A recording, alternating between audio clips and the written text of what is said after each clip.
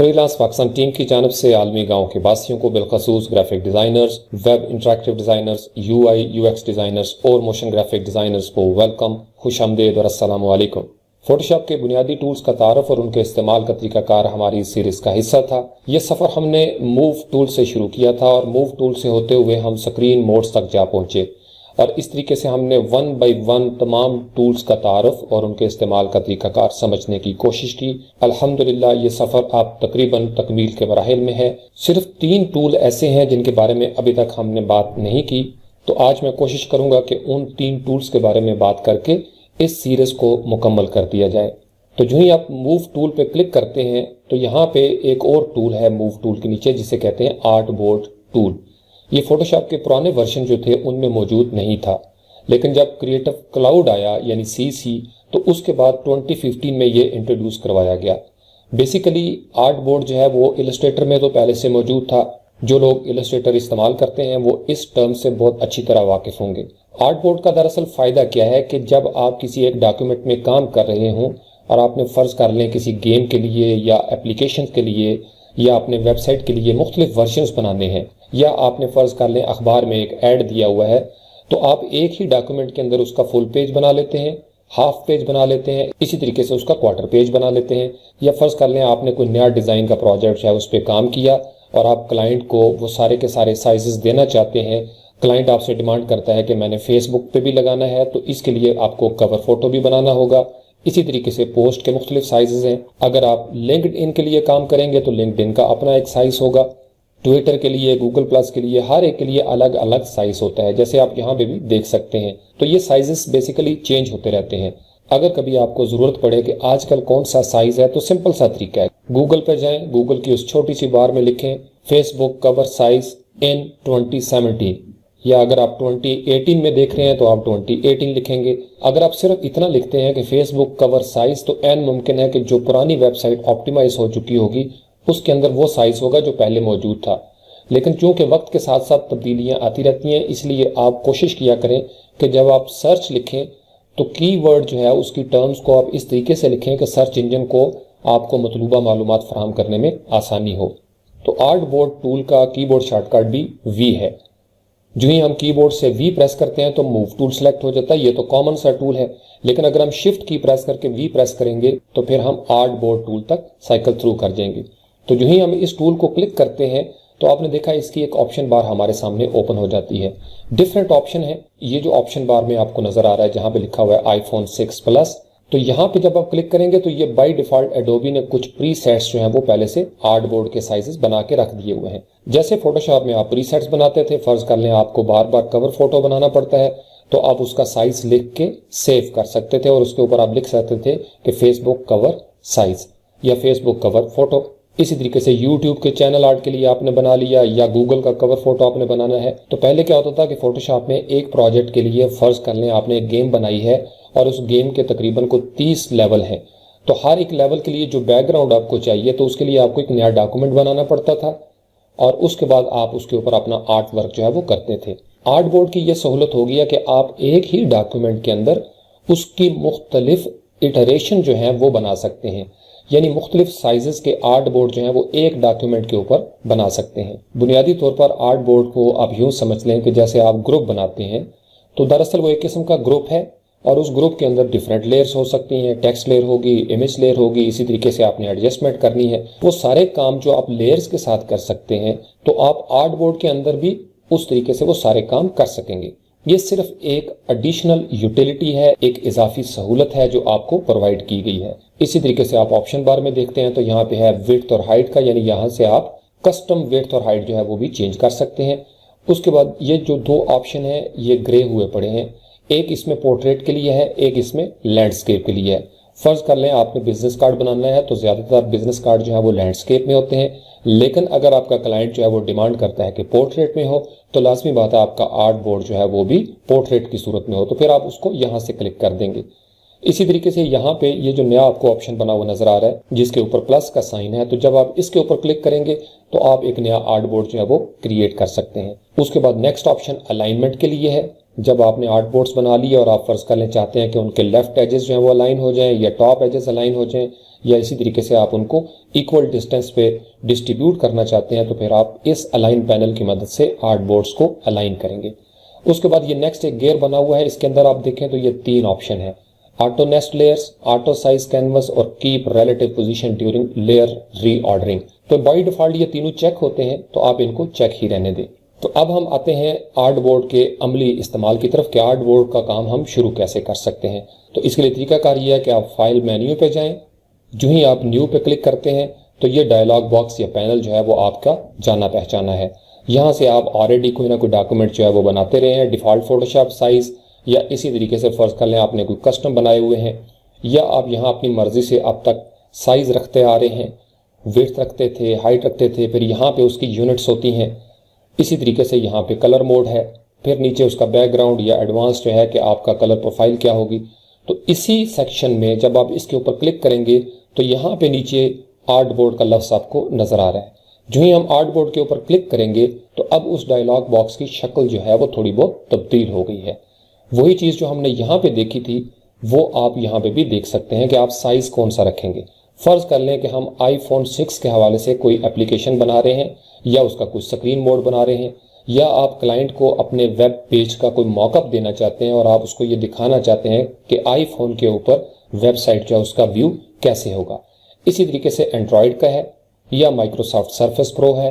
नीचे आ जाए तो ये वेब के हवाले से कुछ कॉमन जो बने हुए हैं मॉकअप्स वो नजर आ रहे हैं, iOS के हवाले से है। इसी तरीके से आइकन्स जो हैं, तो इसका एक बड़ा ज़बरदस्त फ़ायदा यह है कि आपको साइज़ का पता चलता रहेगा। अगर इस लिस्ट में मौजूद कोई चीज़ ऐसी नहीं है जो आप बनाना चाहते हैं तो आप अपनी मर्ज़ी से यहाँ पे कस्टम साइज़ रखें, अपनी मर्ज़ी से यहाँ से यूनिट्स जो है वो चेंज करें और उसके बाद आप अपना साइज़ जो है वो ईजिली क्रिएट कर सकते हैं।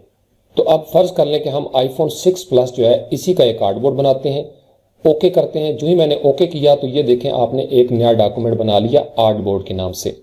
तो ये जो ग्रुप की तरह का ये शक्ल थी, पहले यहाँ पे आप ग्रुप बनाते थे तो ग्रुप 1 लिखा होता था और नीचे उसकी लेयर्स होती थी।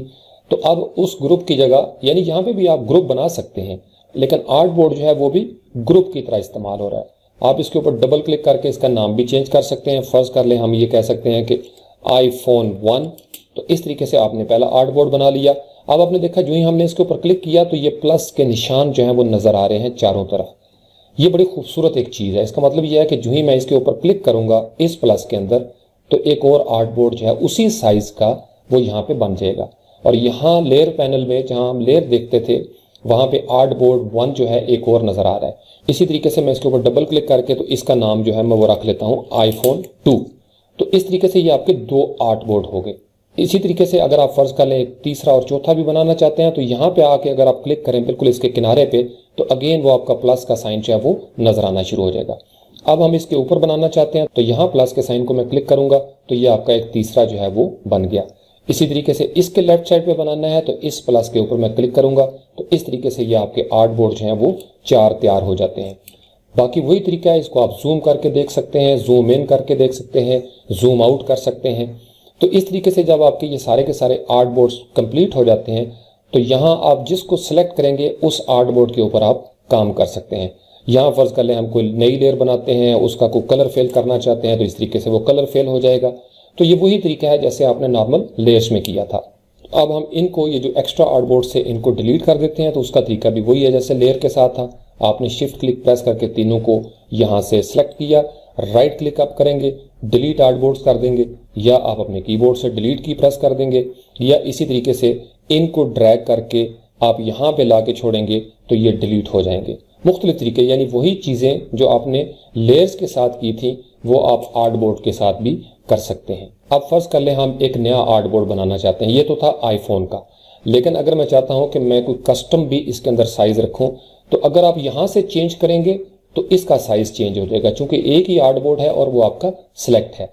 तो फिर मैं क्या करूंगा, यहां से ये जो न्यू आर्ट बोर्ड का ऑप्शन है ऑप्शन बार में से इसको मैं क्लिक करूंगा वंस और यहां पे लाके मैं एक दफा क्लिक कर दूंगा। अब जब आपने क्लिक किया तो चूंकि वो पहले से साइज सेलेक्ट था लिहाजा उसने इसी साइज का ये आर्ट बोर्ड बना दिया। अब यहां से मैं इसका साइज चेंज कर लेता हूं। फर्ज कर ले मैं बनाना चाहता हूं कोई मैकिंटॉश आइकन जो है वो 512 का, तो जो ही मैंने ये क्लिक किया तो ये 512 पिक्सल्स का ये बॉक्स बन गया, ये आर्ट बोर्ड बन गया। अब आप इसके ऊपर आइकन जो है वो बना सकते हैं। इसी तरीके से फर्ज कर लें मैंने एक और बनाना है, डुप्लीकेट बनाना है, तो मैं यहाँ प्लस के ऊपर क्लिक करूंगा, एक और बनाना चाहता हूँ फिर क्लिक करूंगा। तो इस तरीके से ये 3 जो है वो आइकन्स इस तरीके से बन गए हैं। अगर मैं एक और आर्टबोर्ड बनाना चाहता हूँ तो यहाँ से न्यू आर्टबोर्ड को क्लिक करूंगा, सिलेक्ट करूंगा और उसके बाद यहाँ पे क्लिक कर दूंगा। अब चूंकि ये साइज सेलेक्ट था 512 का, इसलिए मैं यहाँ से फर्ज कर लें कि इसकी वेट जो है वो 828 रखता हूं और इसकी हाइट में कर लेता हूं 315। ये फेसबुक के बिजनेस पेज के लिए कवर फोटो का साइज है। तो जो ही मैं इसको एंटर करता हूं तो इस तरीके से आपने देखा कि ये उसका साइज जो है वो 828 और 315 बन गया। अब फर्ज कर ले मैं अगर इसकी ओरिएंटेशन चेंज करना चाहता हूं, फिलहाल ये लैंडस्केप है, लेकिन अगर मैं इसकी ओरिएंटेशन चेंज करता हूं तो मैं इस आइकन के ऊपर क्लिक करूंगा और ये इस तरीके से पोर्ट्रेट बन जाएगा। जैसे आपने एडसेंस के फर्ज कर लें एड्स बनाने हैं या बैनर्स बनाने हैं, तो इसका फायदा क्या हो रहा है कि ये एक ही डॉक्यूमेंट के अंदर ये सारी की सारी इटरेशन जो है, इसकी वेरिएशन जो है वो एक ही प्रोजेक्ट की वो आपको नजर आना शुरू हो गई है। तो इस तरीके से जब आपने इनको एक्सपोर्ट करना होता है तो आप इनको इजीली एक्सपोर्ट भी कर सकते हैं। फाइल मेन्यू पे जाएंगे, एक्सपोर्ट कर देंगे। जो ही आप एक्सपोर्ट के ऊपर हवर करेंगे तो यहाँ पे लिखा हुआ है आर्टबोर्ड्स टू फाइल्स, यानी आप इसको फाइल्स की सूरत में एक्सपोर्ट कर लें, या आर्टबोर्ड्स टू पीडीएफ। तो इस तरीके से आप आर्टबोर्ड्स को एक्सपोर्ट कर सकते हैं। तो फर्ज कर लें अगर आपने आर्टबोर्ड में से किसी एक चीज को एक्सपोर्ट करना है तो फिर आप उसके ऊपर आए, राइट क्लिक करें। जब आप राइट क्लिक करेंगे तो वहां पे आप ये देखें क्विक एक्सपोर्ट एज पीएनजी या एक्सपोर्ट एज। तो जो ही आप इसके ऊपर क्लिक करेंगे तो ये वाला आपका जो पैनल है ये ओपन हो जाएगा और यहां से आप डिफाइन कर सकते हैं कि आपने इसका फॉर्मेट क्या रखना है, पीएनजी, जेपैग, गिफ या एसवीजी, स्केलेबल वेक्टर ग्राफिक। या फर्ज कर लें आप इसकी सारी लेयर्स को एक्सपोर्ट करना चाहते हैं तो आप एक्सपोर्ट ऑल कर सकते हैं। तो यहां से हम इसको कैंसिल कर देते हैं। बेसिकली ये आर्टबोर्ड जो है वो फोटोशॉप के लिए क्यों शुरू किए गए, जब ये वेब डिज़ाइन के लिए रिस्पॉन्सिवनेस का काम शुरू हुआ और चूंकि फोटोशॉप जो है वो ज़्यादातर वेब डिज़ाइन के लिए इस्तेमाल होता था, तो इसलिए ये डिमांड पैदा हुई कि जैसे इलस्ट्रेटर के अंदर आर्ट बोर्ड्स हैं तो फोटोशॉप के अंदर भी आर्ट बोर्ड की सहूलत दे दी जाए। तो फिर एडोबी के इंजीनियर्स ने इसके ऊपर मेहनत की, काम किया और अब हम जो है ईजिली 2015 ऑनवर्ड जो है वो हम आर्ट बोर्ड बना सकते हैं। तो बाकी एफिशिएंसी का लेवल ये है कि आप अपने पास मुख्तलिफ साइजेस के आर्ट बोर्ड जो हैं उनके प्रीसेट्स बना के रख लें, ताकि जब कोई प्रोजेक्ट आए तो आपको बार बार वो टाइप ना करना पड़े। जैसे बिजनेस कार्ड आपने बनाना है, फ्लायर्स आपने बनाने होते हैं, ब्रोशर्स बनाने हैं या कैलेंडर्स, तो एक दफ़ा गूगल पे बैठ के सर्च कर लें, साइजेस उसके देख लें, तो वो आप अपनी फोटोशॉप में प्रीसेट्स की सूरत में सेव कर लेंगे। तो जो ही उस तरह का कोई प्रोजेक्ट आएगा तो आपका टाइम बच जाएगा, आपकी एनर्जी भी बच जाएगी, आपके रिसोर्सेज भी बच जाएंगे। तो फौरी तौर पर आप प्रीसेट्स के ऊपर क्लिक करेंगे और वो साइज आपका आपके सामने आपकी सेटिंग के साथ मौजूद होगा। अब फर्ज कर लें इस आर्ट बोर्ड के ऊपर हम कोई इमेज लाना चाहते हैं तो हम इजीली इमेज भी ला सकते हैं। उस इमेज को आप यहाँ पे ला के छोड़ेंगे। फर्ज कर लें हम यहाँ से ये वाला जो मोबाइल है इसको हम यहाँ पे ड्रैग करके लेफ्ट माउस क्लिक से लेके आते हैं और जो ही मैंने यहाँ पे आके छोड़ा इस तरीके से हम इसको एडजस्ट कर सकते हैं। अब यहाँ पे चूंकि वो एक ब्लैक कलर था तो हमने ब्लैक से वाइट कर लिया। अब यहाँ पे अगर आप देखें तो ये वो लेयर थी जो हम यहाँ से लेके आए थे रिस्पॉन्सिव screens.psd से, तो इसको हम लेके आए यहाँ पे, तो वो हमें डिस्प्ले होना शुरू हो गया है। तो वो जो है वो ऑटोमेटिकली इस iPhone 1 के आर्टबोर्ड के अंदर हमें दिखाई दिया। बाकी आर्टबोर्ड्स हैं उनको हम डिलीट भी कर सकते हैं। फर्ज कर लें यहाँ पे मैंने क्लिक किया, शिफ्ट की प्रेस करके रखा और राइट क्लिक करके इसको डिलीट आर्टबोर्ड्स कर दिए। अब हमारे पास सिर्फ एक ही आर्टबोर्ड है तो हम इसके ऊपर तवज्जो मरकूज करते हैं। अब यहाँ पे आपका इमेज आ गया। इसी तरीके से फर्ज कर लें आपने यहाँ पे कोई हेडिंग देनी है, टाइटल देना है, यहाँ से आप अपनी मर्जी से कोई कलर जो है वो आप सेलेक्ट कर सकते हैं। इस तरीके से कलर सेलेक्ट कर लिया, उसके बाद आप क्लिक करेंगे। जो ही आप क्लिक करेंगे तो वो उस आर्टबोर्ड के अंदर एक नई टेक्स्ट की लेयर बन जाएगी। तो यहाँ पे हम फर्ज करें लिखते हैं फाइट बैक, कंट्रोल ए करके हम इसका साइज जो है वो बड़ा कर लेते हैं इस तरीके से, ताकि हमें नजर आता रहे कि हम क्या कर रहे हैं। मूव टूल आपने लिया, मूव टूल लेके तो आप इस तरीके से इसको मूव कर सकते हैं। दोबारा से हम टाइप टूल जो है उसको सेलेक्ट करते हैं, एरिया टाइप एक बनाते हैं यहाँ पे एक इस तरीके से, और यहाँ पे अब हम टाइप करते हैं कि do not let fear stand in your way. अब चूंकि इसका साइज हमने बहुत बड़ा किया हुआ था हेडिंग के लिए, लिहाजा हम यहाँ से कंट्रोल ए करके सिलेक्ट करते हैं, साइज यहाँ से छोटा करते हैं इस तरीके से, और जो ही आपने साइज छोटा किया तो इस तरीके से ये आपकी सब हेडिंग जो है वो आपको नजर आना शुरू हो गई। यहाँ से हम इसको सेंटर लाइन कर लेते हैं। अब अगर आप देखें तो लाइन हाइट अगर ज्यादा है, इस पैनल पे आप क्लिक करेंगे, तो इसके बाद आप यहाँ से ये जो लाइन हाइट है इसको आप चेंज भी कर सकते हैं इस तरीके से, जितनी आप करना चाहें। 14 कर लेते हैं, 48 करेंगे तो ये इस तरीके से नज़र आएगी, या आप इसको स्क्रब करेंगे इस तरीके से राइट या लेफ़्ट, तो इस तरीके से आपकी ये जो लाइन हाइट है ये कम या ज़्यादा हो जाती है। इसी तरीके से अब हम इन पैनल्स को बंद कर देते हैं। यहाँ से आप इसका कलर भी चेंज कर लेते हैं। फ़र्ज़ कर लें ब्लू है तो ब्लू के साथ हम कोई ऑरेंजिश कलर की हेडिंग दे सकते हैं, ब्लैक भी दे सकते हैं इस तरीके से। और यहाँ से इस पैनल को हमने किया बंद। अब फॉन्ट जो है वो आप चेंज करना चाहते हैं, फ़र्ज़ कर लें हम ओपन सैंस की तरफ जाते हैं। ओपन सैंस रेगुलर जो है वो हम यहाँ से सिलेक्ट कर लेंगे, या सेमी बोल्ड, या इस तरीके से ओपन सैंस लाइट जो है वो हम सिलेक्ट कर लेंगे। स्पेलिंग चूँकि मैंने नज़र नहीं आ रहा था इसलिए इसको एक एस एक्स्ट्रा है। अगेन चूँकि इस फॉन्ट का लाइन हाइट डिफरेंट है, दोबारा से हम इसके ऊपर क्लिक करेंगे, अगेन इसकी लाइन हाइट जो है वो हम चेंज कर लेते हैं इस तरीके से। तो अब जब आपने ये सारा काम कर लिया, आपके पास एक हेडिंग भी आ गई और इस तरीके से आपने उसको एक सब हेडिंग भी दे दी, तो वो ये सारे के सारे काम जो थे ये इस आर्ट बोर्ड के अंदर थे। यानी जब आप इसको एक्सपोर्ट करेंगे तो ये एक आर्ट बोर्ड जो है वो आपका एक्सपोर्ट हो जाएगा इस तरीके से। तो अगर आप इसके ऊपर राइट क्लिक करें तो आप इसको एक्सपोर्ट एज PNG भी कर सकते हैं, या आप यहाँ से इसको एक्सपोर्ट कर सकते हैं और वही पैनल ओपन होगा जो हम पहले डिस्कस कर चुके हैं, या आप इसको स्मार्ट ऑब्जेक्ट भी बना सकते हैं। ये काम आपने लेयर के साथ भी किया था, यानी अब ये आपका स्मार्ट ऑब्जेक्ट हो गया। अब ये एडिटेबल उस तरीके से नहीं रहा। तो जब आपने स्मार्ट ऑब्जेक्ट को ओपन करना होगा तो डबल क्लिक करेंगे, तो इस तरीके से स्मार्ट ऑब्जेक्ट है वो आपका यहाँ पे ओपन हो जाएगा। अब यहाँ पे कोई भी आप चेंजेस करते हैं, फ़र्ज़ कर लें कि आप इस फाइट बैक का फॉन्ट चेंज करना चाहते हैं या कलर चेंज करना चाहते हैं, तो डबल क्लिक करें। डबल क्लिक करने के बाद आप यहाँ पे जो आपको नज़र आ रहा है ऑप्शन बार में कलर का बॉक्स, यहाँ क्लिक करेंगे। कलर पिकर से आप अपनी मर्जी से कोई भी कलर चेंज कर लेंगे इस तरीके से, और उसके बाद ये चेंजेस जो हैं वो आपकी सेव हो गई। तो यहाँ से हम इसको कर लेते हैं कॉमेंट, कि वो जो हमने चेंजेस की थी उसको हम एक्सेप्ट कर लेते हैं।